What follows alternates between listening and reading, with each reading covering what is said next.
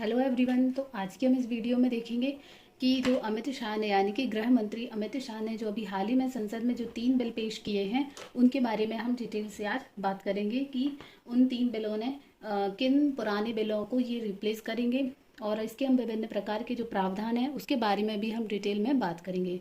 तो आइए हम वीडियो की शुरुआत करते हैं। और यदि आपको ये वीडियो पसंद आता है, आपको पसंद आता है तो आप प्लीज़ वीडियो को लाइक करें एवं हमारे चैनल को सब्सक्राइब करें एवं सपोर्ट बनाए रखें। तो आइए हम वीडियो की शुरुआत करते हैं। हाल ही में केंद्र मंत्री ने लोकसभा में 3 विधेयक पेश किए हैं। ये विधेयक कौन कौन से हैं और ये किन 3 पुराने जो अधिनियम हैं उनको रिप्लेस करेंगे, तो उनके बारे में हम पहले जान लेते हैं इन शॉर्ट में। तो ये विधेयक इस प्रकार है, जैसे भारतीय दंड संहिता यानी कि आईपीसी 1860 के स्थान पर जो नया विधेयक पेश किया गया उसका नाम है भारतीय न्याय संहिता विधेयक 2023। ये जो आईपीसी 1860 के बारे में भी हम देखेंगे और जो भारतीय न्याय संहिता विधेयक 2023 वाला इसके बारे में भी हम डिटेल में बात करेंगे आगे वीडियो में।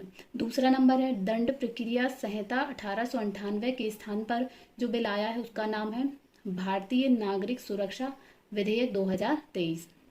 तीसरे नंबर पर है भारतीय साक्ष्य अधिनियम या साक्ष्य अधिनियम 1872 के स्थान पर जो बिल आया उसका नाम है भारतीय साक्ष्य विधेयक 2023। ये 3 जो बिल हैं ये पेश किए गए हैं और इनमें कुछ नए प्रावधान हैं उसके बारे में हम बात करेंगे। और ये जो विधेयक थे, मतलब ये जो अधिनियम थे, ये ब्रिटिश शासन के दौरान लागू किए गए थे। ये पुराने वाले जो हैं उनको अभी हाल ही में रिप्लेस किया गया है। तो आइए अब हम आगे इसमें जानेंगे कि जो भारतीय दंड संहिता है यानी कि आईपीसी है, इसमें क्या है। ये है जो भारत की आपराधिक संहिता है और इसे वर्ष 1860 में तैयार किया गया था। आईपीसी में जो है, आईपीसी में दंड का प्रावधान है कि किस सजा के लिए क्या दंड दिया जाएगा, उस सभी का वर्णन आईपीसी 1860 में है। इसमें नया अधिनियम आया है, नया विधेयक आया है, उसके बारे में हम आगे देखेंगे। ये जो 1860 वाला अधिनियम था, संहिता थी, इसे 1833 के चार्टर अधिनियम के तहत 1834 में स्थापित पहले कानून आयोग के मद्देनजर 1860 में इसे तैयार किया गया था। इसे सन 1860 में तैयार किया गया था। दूसरे नंबर पर आता है दंड प्रक्रिया संहिता यानी कि सीआरपीसी।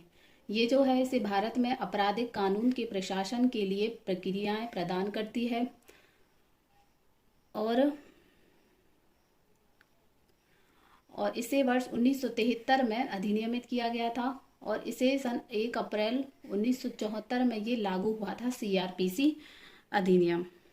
नेक्स्ट है तीसरे नंबर का भारतीय साक्ष्य अधिनियम। भारतीय साक्ष्य ये जो अधिनियम है वह है भारतीय न्यायालयों में साक्ष्य की स्वीकार्यता को नियंत्रित करने वाले नियमों और संबंध मुद्दों का एक सेट इसमें शामिल है और इसे मूल रूप से ब्रिटिश राज के दौरान इसे मूल रूप से ब्रिटिश शासन के दौरान 1872 में इंपीरियल लेजिस्लेटिव काउंसिल द्वारा भारत में पारित किया गया था और यह भारतीय अदालतों में साक्ष्य की स्वीकार्यता को नियंत्रित करने वाले नियमों और संबंध मुद्दों का एक ये सेट है। अब नेक्स्ट हम इसमें बात करेंगे जो नए अधिनियम है, नए विधेयक हैं, उनमें क्या क्या प्रावधान है, डिटेल्स में हम इसमें बात करेंगे। तो पहले नंबर पर है भारतीय न्याय संहिता विधेयक 2023। इसकी हम मुख्य विशेषताएं देख लेते हैं। पहले नंबर पर है कि यह जो विधेयक है वह आतंकवाद, अलगाववाद, सरकार के खिलाफ सशस्त्र विद्रोह, देश की संप्रभुता को चुनौती देने जैसे अपराधों को ये परिभाषित करता है और जिनका पहले कानून के विभिन्न प्रावधानों के तहत उल्लेख किया गया था। दूसरे नंबर पर है कि यह जो विधेयक है, नया वाला ये विधेयक वह राजद्रोह के अपराध को भी निरस्त करता है, जिसकी औपनिवेशिक अवशेष के रूप में व्यापक रूप से आलोचना की गई थी, जो स्वतंत्र भाषण और असहमति पर अंकुश लगाता है। तीसरा है यह है मॉब लिंचिंग के लिए। मॉब लिंचिंग की घटनाएं बहुत देखी जाती है हमारे देश में, तो मॉब लिंचिंग की घटनाओं के लिए ये जो नया वाला विधेयक है उसमें अधिकतम सजा मृत्यु दंड का प्रावधान करता है, जो हाल के वर्षों में एक खतरा रहा है। चौथे नंबर पर है इसमें शादी के झूठे वादे कर महिलाओं के साथ यौन संबंध स्थापित करने पर इसमें 10 साल की कैद का प्रस्ताव है, जो धोखे और शोषण का एक सामान्य रूप है। 5वीं इसकी विशेषता है कि विधेयक विशिष्ट अपराधों के लिए सजा के लिए रूप में एक सामुदायिक सेवा का प्रावधान करता है, जो अपराधियों को सुधारने व जेलों में भीड़ भाड़ को कम करने में मदद कर सकता है। इसके अलावा इसकी एक और विशेषता है 6वें नंबर की, जो वर्णन करता है कि विधेयक में आरोप पत्र दाखिल करने के लिए अधिकतम 180 दिनों की समय सीमा तय की गई है, जिससे मुकदमे की प्रक्रिया में तेजी आ सकती है और अनिश्चितकालीन देरी को रोका जा सकता है। ये जो विधेयक है न्याय संहिता विधेयक, इसमें कुल 511 धाराएं हैं, 511 धाराएं हैं और 175 को बदल दिया गया है। कुल पुरानी जो थी उसमें से 175 को बदल दिया गया, 8 को नया जोड़ा गया है, 8 धाराओं को नया जोड़ा गया और 22 धाराओं को निरस्त किया गया है। 22 धाराएं निरस्त। ये था भारतीय न्याय संहिता विधेयक 2023। नेक्स्ट है हमारा नागरिक सुरक्षा संहिता विधेयक 2023। इसकी पहली विशेषता है कि यह जो विधेयक होगा नया वाला, यह परीक्षणों, अपीलों, गवाही की रिकॉर्डिंग के लिए प्रौद्योगिकी के उपयोग को बढ़ावा देता है, जिससे कार्यवाही के लिए वीडियो कॉन्फ्रेंसिंग की अनुमति मिलती है। नए वाले विधेयक में वीडियो कॉन्फ्रेंसिंग की अनुमति मिलेगी और यह विधेयक यौन हिंसा से बचे लोगों के बयान की वीडियो रिकॉर्डिंग को अनिवार्य बनाता है, जो सबूतों को संरक्षित करने और ज़बरदस्ती या हेरफेर को रोकने में भी मदद कर सकेगा। दूसरे नंबर पर आती है कि विधेयक में ये भी कहा गया है कि पुलिस को शिकायत की स्थिति के बारे में 90 दिनों में सूचित करना अनिवार्य होगा, जिससे जवाबदेही और पारदर्शिता बढ़ सकेगी। तीसरी है कि सीआरपीसी की धारा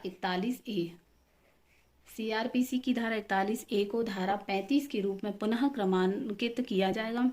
इस परिवर्तन में एक अतिरिक्त सुरक्षा शामिल है, जिसमें कहा गया है कि कम से कम पुलिस अधीक्षक यानी कि डीएसपी, पुलिस अधीक्षक मीन्स डीएसपी रैंक के किसी अधिकारी की पूर्व मंजूरी के बिना कोई गिरफ्तारी नहीं की जा सकती है, खासकर दंडनीय अपराधों के लिए 3 वर्ष से कम आयु वाले या 60 वर्ष से अधिक आयु वाले व्यक्तियों के लिए।